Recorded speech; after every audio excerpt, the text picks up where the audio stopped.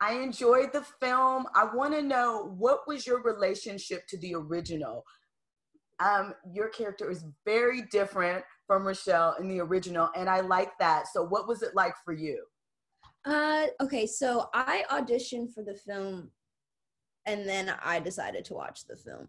And I was like, okay, I'm gonna just do my homework here. And I remember after watching it, I was like, oh, I have to get this role. Like, now I see what the hype was about. Like, I was just like really excited to like play a witch and to like be like badass and like unapologetic and stuff.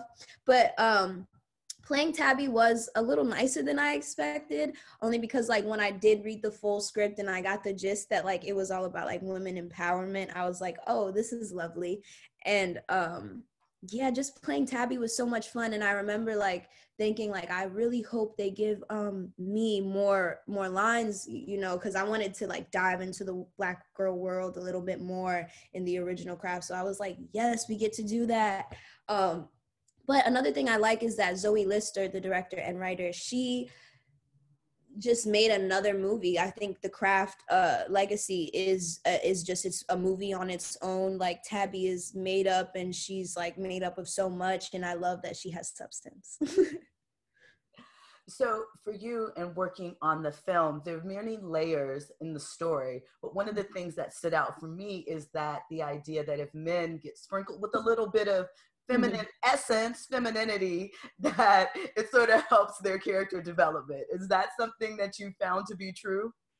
I think it is true only because when you're working with so much masculinity and then it becomes hyper, you really can't move anywhere else. Like there is just this, and that is what you're working with.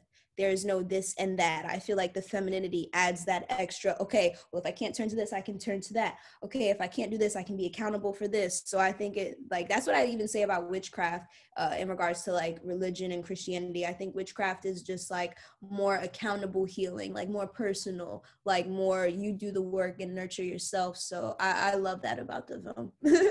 So along that topic, sort of within the Black community, witchcraft is something that has sort of been shunned.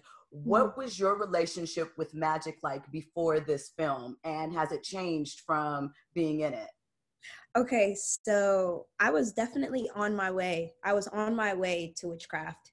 I was on my way my whole life, I think, just with like my views on Christianity. And I knew that couldn't just be it because, you know, being a Black Baptist, like growing up, I was like very strict with like everything. And it was like so restricting to my like life and to my growth that I was like, okay, there has to be some other way. So like, I just started looking for other reasons and whys and reasons.